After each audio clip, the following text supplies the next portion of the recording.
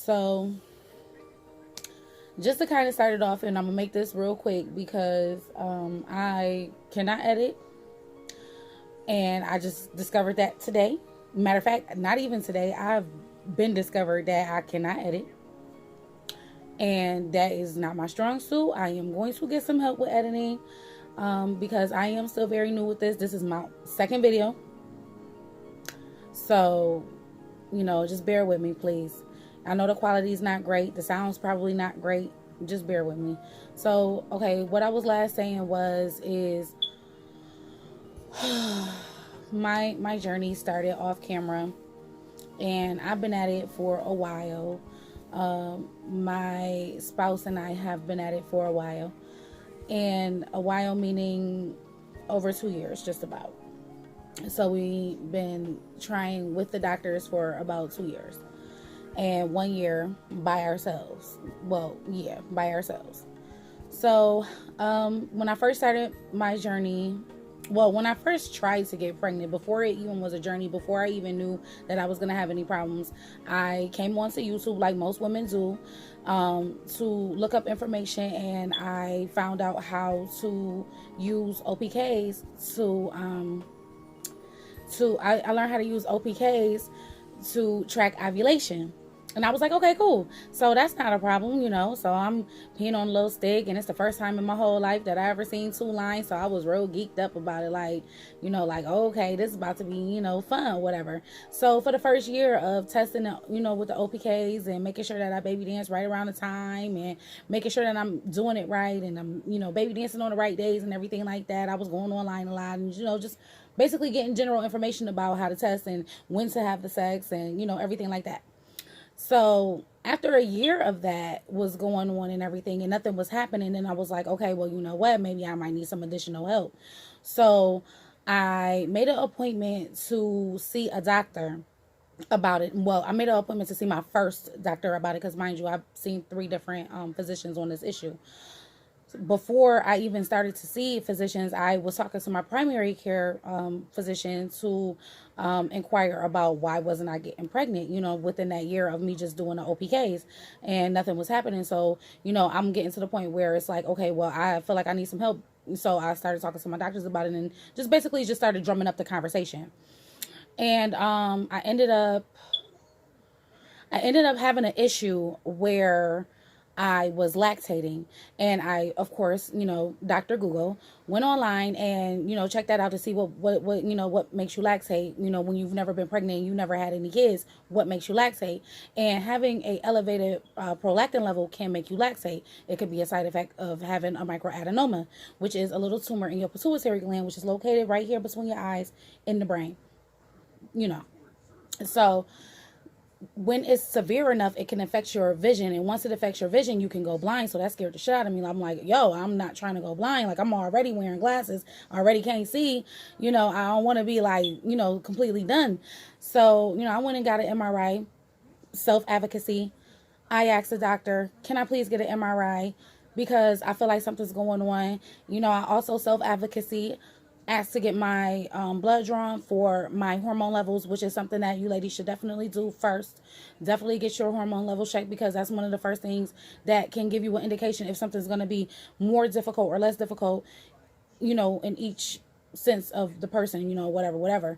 So I got my blood work drawn, and it came to find out that my prolactin levels was highly elevated, like honestly, it had to be super high for me to be lactating. So obviously it was definitely abnormal. So I went to go see another doctor because my primary obviously couldn't deal with that capacity. You know what I'm saying? Because he's not a fertility specialist. So he had to recommend me to someone. Matter of fact, to be truthfully honest with you, my doctor was like, well, you need to find one. Like, he really didn't recommend me to anybody. He was like, well, this is what's going on with you. I really don't know nobody. You got to find somebody that you could go to talk about this, whatever. And then he gave me some options of, like, different places. Stuff, they give you a little printout, whatever. So I found one doctor that worked with the individuals that I work with for my company. And I felt like, well, it's a state-ran company. If this doctor is good enough for the state, then it should be good enough for me, type situation. So I went to go see that doctor, and basically ended up paying like $150 for a hug. And I'm not even like exaggerating or anything like that. Like, I literally paid $150 for a doctor to hug me, because he did not give me any treatment. We didn't have a plan of treatment. We didn't have anywhere like there. The conversation was, "Hi, my name is Jacinda. This is my issue. I am lactating and I'm having other issues with as far as conceiving." And the very next thing I knew, he was like, "Oh, I'm so sorry to hear about your situation," gave me a hug and was like, "We're going to do the best we can to, sort out your situation. But let's see about that insurance first." So we got two other doctors in the building. This is what he's telling me. We got two other doctors in the building. They handle the infertility situations where they do the IUIs and IVF and everything like that. He basically was the OB. Like, he basically just delivered the babies. He don't even do nothing as far as like with infertility. So the very next week, the guys who did the infertility treatments stopped working there. So they no longer offered that. So I had to basically pay money for a hug. That's why I said that. Then I ended up finding another. Now, I'm giving y'all like the really condensed version. It's a lot of stuff that happened in between, but I'm just basically trying to catch you up to this point. You know what I'm saying? Because from this point on, I will be bringing you guys along, as the, situation to situation, day to day. I'm going to be bringing you guys along, to visits, whatever. You know what I'm saying? From this point on. So I'm just basically trying to catch y'all up to this point where we are right now. So I ended up seeing another doctor, and it was a woman this time, somebody else that I found myself. I looked her up, did a little research, and I found her. Actually, I found two different places. The one place, say it was like a 6-month wait for a visit, initial visit, opposed to the woman that I seen who's actually closer to my home, who was like a 3-week wait for an initial visit. So I, of course, obviously went to her because it was a shorter waiting time. So I goes to her or whatever, whatnot, and I'm sorry if I say "and" I'm a lot, and I'm sorry if I'm talking fast, but like I said, my editing sucks. I'm so sorry. My editing skills suck, and I'm sorry. I have problems uploading the videos to the computer to do all of that. So excuse me if I'm talking fast. It's just that I really don't want this video to be long, and I'm trying to talk fast. And I feel like the faster I talk, the less mistakes I make or whatever. But anyway, so it's a woman that I'm seeing now, and I basically let her know about my microadenoma. She's prescribed me whatever. Y'all know what I'm trying to say. For real though, like, I'm trying to get through this video. Y'all know what I'm trying to say. So she prescribed me a medication called Prolactin. I take that, and my body really reacts very well to medications, treatments, whatever. Like, if it's a skin cream that say it's supposed to whiten your skin, honey, I'm like Clorox done took a spot off type, person. If it say it's supposed to suppress headaches, honey, I'm like lightheaded. Like, seriously, like, my body takes really well to medication, and I thank God for that. Oh my God, I'm so thankful for that, because the bromocriptine worked really well, and my hormone levels normalized. They got back down. I stopped lactating. Everything was cool. Boom. Then we had basically had to knock out all the things. Get a baseline ultrasound, get a baseline blood check, all that stuff. Get the just basically to know where I'm at. Then I had started trying Femera. Honey, I didn't have any side effects to the Femera besides super duper ovulation. Like, I feel like I ovulated without Femera. Femera is supposed to assist you with ovulation. I feel like I already ovulated without it, because even like to the fact that I went to my clinic, my current clinic is the one that I'll be talking about from now on, because that's where I am. Okay, so we all caught up. Cool.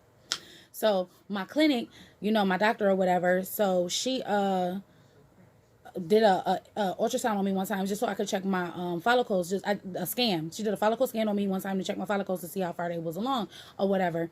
And like, they was about to get me to do the Letrozole round for my first round, but I was already ovulating on my own. And she had me take blood work just to be absolute sure that I was ovulating. And I was ovulating on my own, which before, when I took the OPKs, I would get positive OPKs. So I know that I ovulate. So when I take the Letrozole, Femera, It makes me super ovulate, so it hurts extra bad. The pain lasts much longer. It's much stronger. It hurts all over the bottom. Like sometimes I am like doubled over, like in pain. Like I know when I'm ovulating on the letrozole because it is very strong. So I did four observed rounds of Femera. So I did 4 rounds of Femera, all for nothing. Then after that, we started looking into more advanced. I don't know how to say the word. It's definitely a word. We started getting more, intricate with it. You know what I'm saying? So we started discussing IUIs. So I had my first IUI back in May 27th to be exact.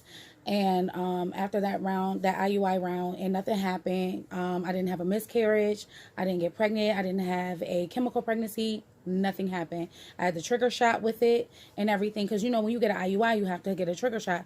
So I had the trigger shot with it. Sean gave it to me, Sidebar, quick story real quick. So I get the trigger shot and everything like that. And I was like, I really can't stick myself with a needle. And, listen, my hair is hella tight, and I could barely put my own hair in a ponytail, like knowing that I'm giving myself pain. You know what I'm saying? I just got my hair done last night. Y'all like it? It's cool. So, but honey, it was a African girl that did my hair, and whoo, baby, it's tight. That's another reason why I'm trying to get through this too, so I could wrap this up and sit her down. But anywho, so I lift up my shirt so that he could get me the administer the shot or whatever. And he's so fucking stupid. He was like, he was like, which one of these veins do I put it in? Which one of these veins? Negro, them stretch marks. Go ahead. I just thought that was the funniest thing in the world. I'm like, dude, I know they look crazy, but they stretch marks. Go ahead and just stick it anywhere down in this area, whatever. But I thought that was funny and really kind of cute. So he really took that like a champ. He did a really good job.